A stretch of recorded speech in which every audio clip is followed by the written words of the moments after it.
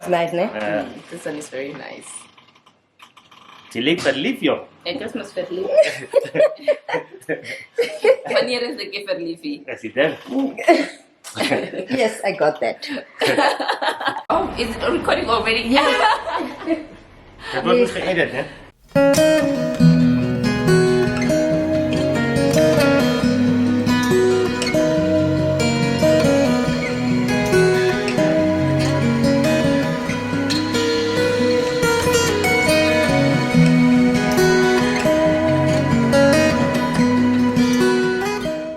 Oh, hi, I'm Michelle Scott, I'm Reginald Scott. and we are the Scotts. Scott family. We're gonna play a game. You guys will have to try to see how well you guys know each other. Miro, what makes Reggie mad? Like, ernstig, seriously, what's that one thing that makes him, that he can't take, that makes him very furious? Okay, are you guys both ready? Yes. Miro was No, you have to. Oh, I have to show and then first. he confirms. Oh, okay. Okay. Reggie, can you confirm if that's true? The what? Wat is jy geskryf? Niet, okay, dit is partly, maar dis nie die ding wat met die mostly. Okay, what? Show us now. Oh. Uh, Okay. So it's one of it's both. Okay. All right. Fair Yeah. enough. Okay, Reggie, Mm. tell me what was Michelle's proudest moment so far? Her proudest moment. So Reggie has to show. Okay, Miro. he's right, actually.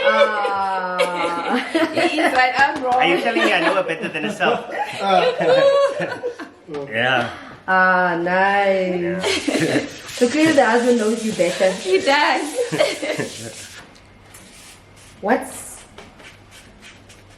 What's Reggie's dream holiday destination? Like that bucket list place wat jy wil gaan. Jy weet ek self aan toe wil ek. That's the question. What is my favorite one? Okay, I have to show first, ne? Yes, yes.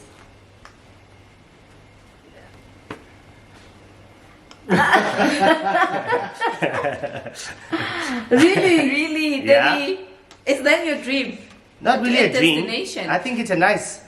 The reason why we're doing Europe is because in Europe you can do several countries, you know, and it's easy By now, to go from one country to another by train. But Yeah, that's- Pilgrim and that type That of is, thing. that is must obviously my number one. But let's say holiday. That is a holiday. Yeah. That's a religious Oh. Yeah. thing, and it's a mandatory religious obligation. What do we do? Pilgrimage, Hajj. I thought you guys would say anywhere where there's the ocean. Really? No. Yeah. We just love our sock up in Cape Town, Oh, but it's it's not. not something. It's not the ocean really. Oh, It's okay. the environment, I Yeah, think, Okay. the scenery. So vir wie moet ek nou vra? for Reggie. For Reggie, né? Okay, I need to make this one as Yes, please. difficult as possible. Né? Mm. What's Mira's weirdest habit? Like that weird thing that you're like, who does this? You know, that kind of thing. Mm. That one. Ek weet nie. Also, Die vrou doen nie weird goed nie. Eindelijk het jy 'n weird habit. I know it will be weird to you, but it might be normal to me. Yeah. It's a nice way of me getting to know him also through, you know, So let's those see. questions.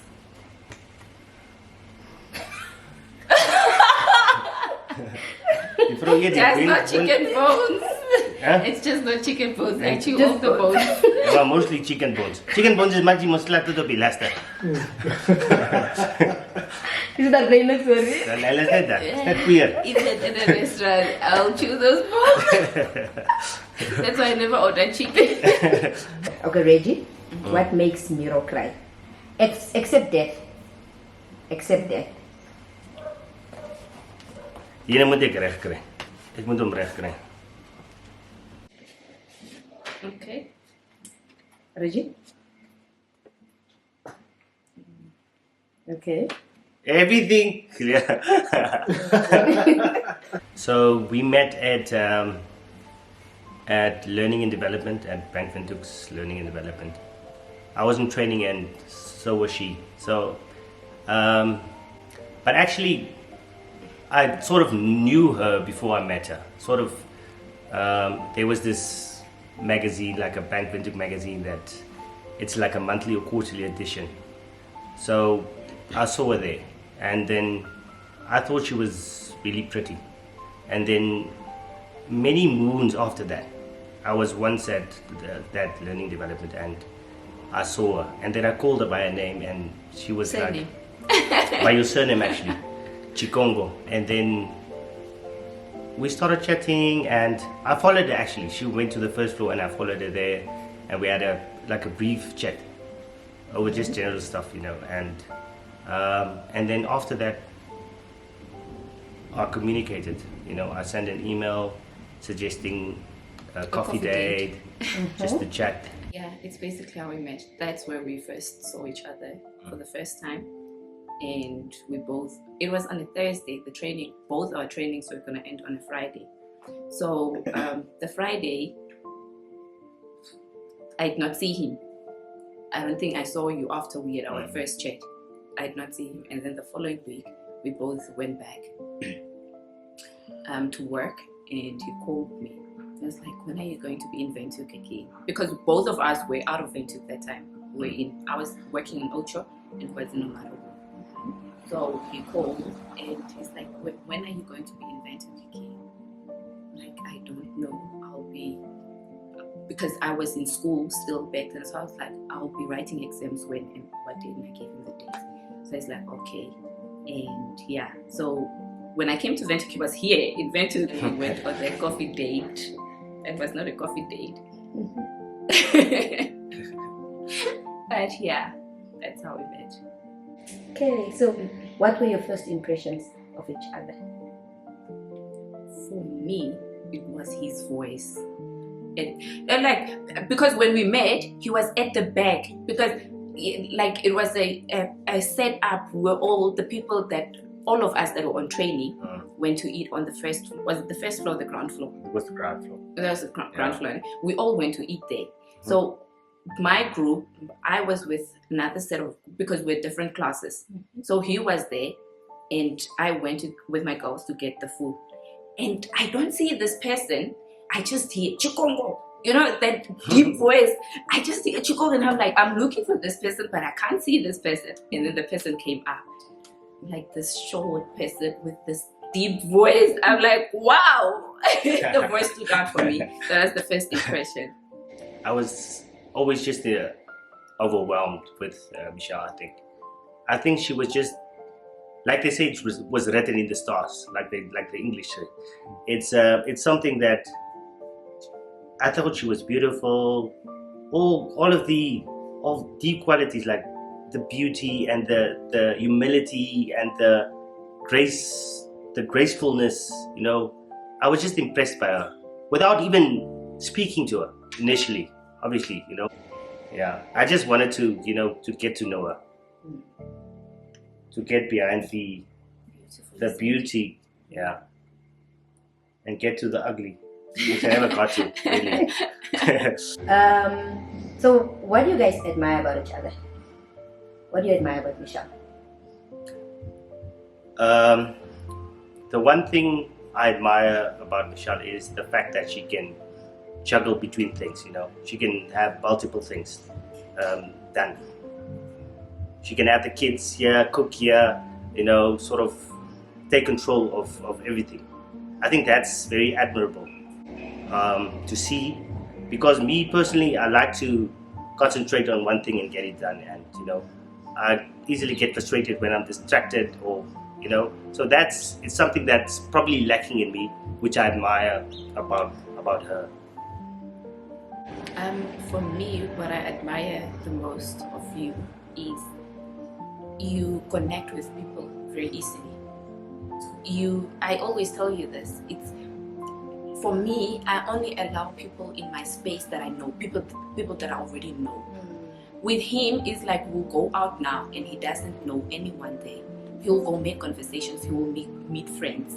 So that's what I admire the most about you. You connect with people. You know, I don't know if you read people, but you just have a way of interacting with people that I personally cannot, because I'm only comfortable with the people that I know, that I already know. So how did you guys know that you guys wanted to get married to each other? That you guys were the ones for each other? For me personally, I thought, after spending some time with her, obviously, I couldn't live without her. I couldn't imagine a life seeing her with somebody else, or after what sort of bonding, and seeing this person having a blissful life, and I'm not there. I thought I want to be, next to her, spend the rest of my life with her. That's basically. For me, it was, he doesn't hide away from the truth. As difficult as it is, he will tell you the truth. He knows what he wants, and he will tell you, even if it's very hard for you to receive the truth. He will tell you, this is what, and this is how I feel. The first time that he told me his truth, I was sold. I was like, okay, this is the person I want to spend my life with. This is the person that I think. Because where I come from, truth is not, we hide away from the truth. So for me, that was really beautiful for me to see, to know that there are people also that exist like that, that can own up to their truth and tell as it is. Yeah. So, how people say we only show like the beautiful parts of a marriage, especially on social media and stuff.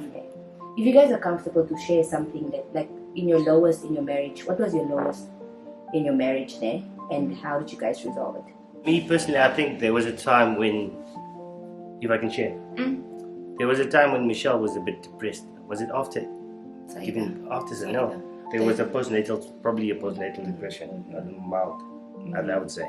Yes. And then also somewhere after, 2 years ago, right? 2 years ago or so, yeah. So I think that was a bit of a low. Not a low for me really, but a low for her. The thing is, I'm 10 years older than Michelle, so I've been around the world. I've seen a lot of things, and I think the fact that I'm a bit mature also, I can take a lot of things, and generally, as a leader in the workplace, generally as a leader on the soccer pitch or elsewhere, I feel I want to, just because I have the capacity to take on, some of the burdens or things of others on me, that's what they say about a good leader. A good leader is someone that can, amidst the chaos, they remain calm, and they even though they're not calm inside, they're fighting their stuff, but the exterior, they take on things, they remain calm, and they take control. So I'm that type of person for her. I feel, okay, it's not going to be easy. She's not feeling well, so I take care of the kids, I cook, I do whatever, necessary in order for her to function and for us to function, as a unit, as a family. I think so.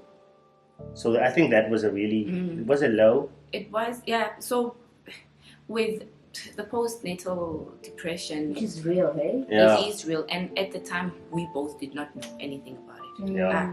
We just knew, why is she crying now? Probably. Yeah. What's wrong with her now again?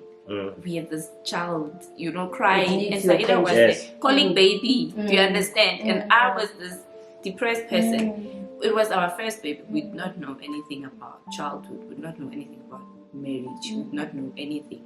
It was our first time also living together. Not actually living together, but after I gave birth, I came to live with him. Yeah. So it was, that was the lowest. And like you said, after when COVID happened, I went into depression. So that also to navigate through working from home, children, the kids are out of school. It's a lot. It was just a lot, and I had to see a therapist. Yeah, and he was just there. He was, I am here. I can take care of the kids. You do you, just so you can function again for us. So yeah, a bit of communication it took. I am not big on communication. Like, I shut down when I'm angry or when I go through things.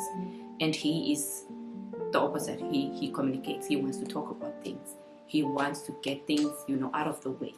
So for us trying to navigate with our differences to come to one goal was, that was how we worked through what Working we went together. through. Yes. Just being there. Yeah. How do you guys keep things spicy?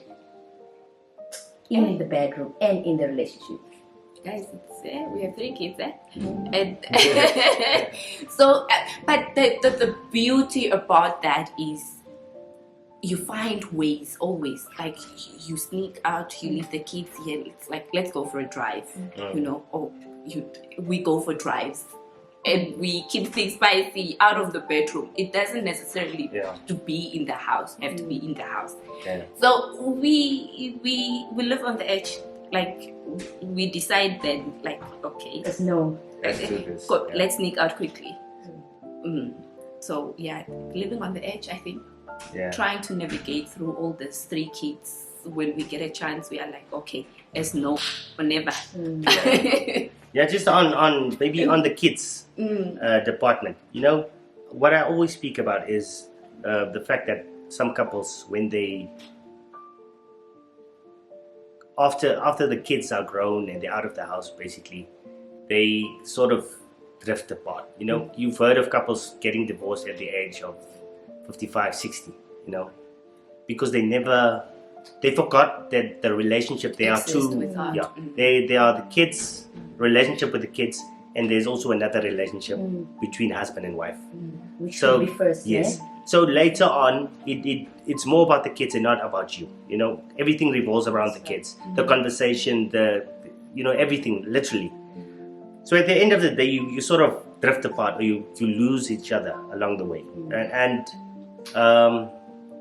it's important to know that husband and wife comes first. To me, the kids are very important. The kids are very important, and once they're nurtured and they're taken care of and they're fed, you need to understand that the husband and the wife there's that relationship. And the kids exist because of the two of you. And that's very important. So that you don't make an excuse of the kids, of you guys not being, having time for each other. And that, I think, and hold hands and do the gestures, And when you get out of the car, kiss. Yes. And kiss goodbye. It's and the kiss. small things. Yeah, it's those small little things that's important. I agree. Yeah. What's it one thing that marriage taught you about yourself? Marriage taught me I don't have to take on everything on myself. I need to learn to, share my burdens. Try not to be in control, and because I married this person to be my partner. Do you understand? So being in a partnership means we take on each other's problems, if I can put it that way. I will stress about finances. Let's take finances as an example. I'll stress about finances.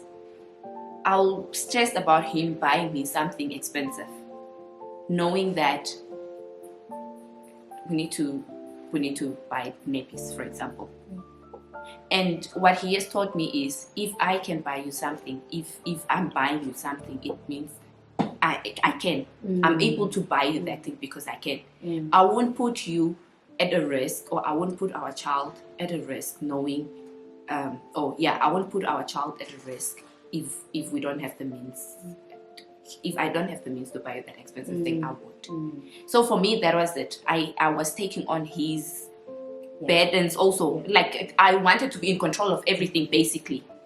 And he has taught me that, I'm your partner. Let me take that burden away from you. Let me buy the nappies if that's what you're stressing about. So you can see that you don't have to stress about that. So yeah, I don't need to be in control of everything. I can let go. And things will still work And out. things will still work out.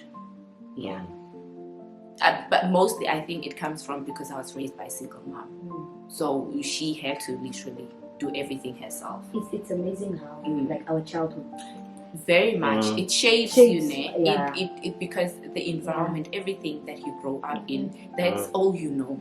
And that's how you grow up, and that's how you certainly want to do things, because it has worked out for you. Even though it hasn't worked out for you, that's all you know. That's all you know at that moment, until you meet someone that shows you different. Yeah.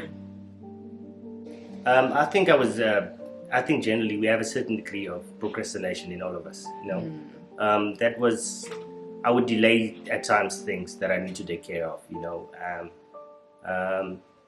I think that, you know, Michelle is a person that keeps you accountable. She keeps you honest, and she drives you. She calls up and asks, "Did you do this? Did you do that?" You know, I think that's a really something that the marriage between the relationship has taught me to get better at, also, you know, to look into and that only, it's not in the marriage only, but it's also in your work, you know, in generally in life, you know, to keep yourself honest with what is it that you're lacking, you know. It teaches you where you're lacking, where the person is good at. She's very organized, and at times I'm not really organized, because I can be scatterbrained at times. But she's more a structured, organized person, you know, and that, you know, I think that I've learned a lot from that. So for someone who has given up on love, on marriage, who doesn't believe in marriage, what would you tell that person? I'm not gonna lie, it's not always easy. Munidroni.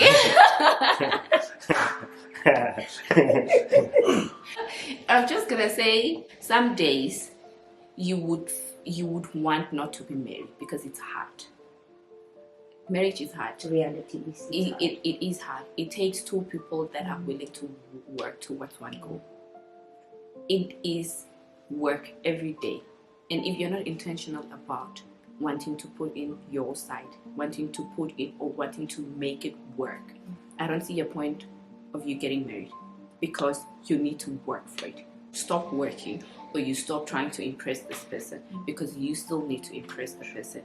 You still need to, or you still want this person to stay in love with you. So those little things that you do when you're in a relationship, keep doing it. Don't give up on yourself. Look beautiful for your spouse every day. Marriage is beautiful overall, but it's hard work. It is hard work. Marriage is I always simply explain it by saying that not even siblings that grow up in the same house with the same mom and dad are the same. Even twins with the same womb at the same time, they're not the same. And with us, it's culture also, you know. It's her culture versus my culture, beliefs and stuff. Basic things around the house, you know. It's tough, but it's worth it at the end, you know. It's good. It's nice to have a partner that you can chat about the frustrations and the good things and the bliss, and share the happy times and bad times also, you know, the sad times, you know. It's an anchor. It's someone that you can hold on to, you know. Cause my dad always says that no man is an island, and it resonates well in so many ways, you know. You can't do this alone, you know. Life, I don't believe in doing things alone. I like sharing. I'm such a sharer and a servant, you know. I would like to serve somebody, and it's easier also financially. That's a bit more into the reality of life, you know. It financially it's much better when you have two coming together and have a common goal that you can achieve, you know. But love, I'm such a lover of love. I love love, you know. It's a good story to tell, and it's beautiful, you know. and you're showing this person your ugly and your worst, and they bring out the best in you, and you blossom and stuff like that. So love is an absolute thing for me, and I believe that I believe that if a husband, I specifically say a man should love his wife. It's such a key thing, and it humbles him, it keeps him grounded. You need to somehow tame a lion.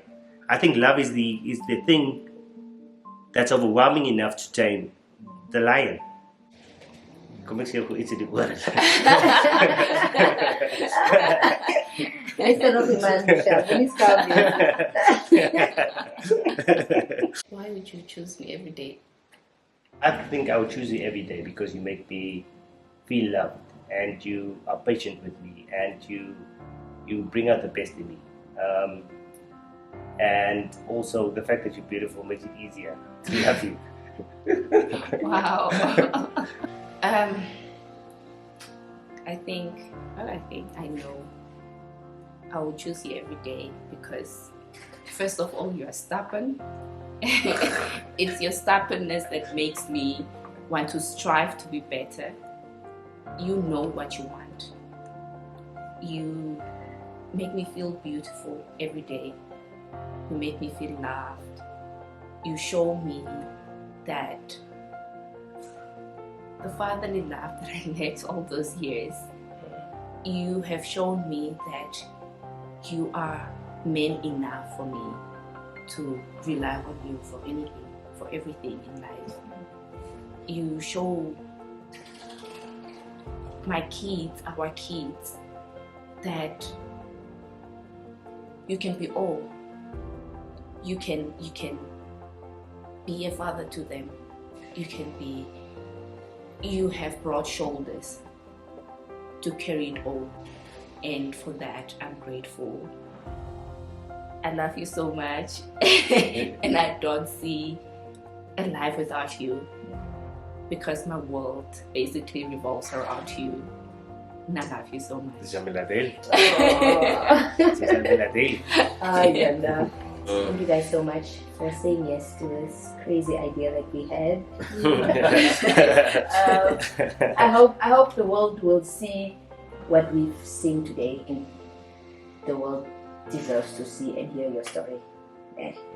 So thank you for having us.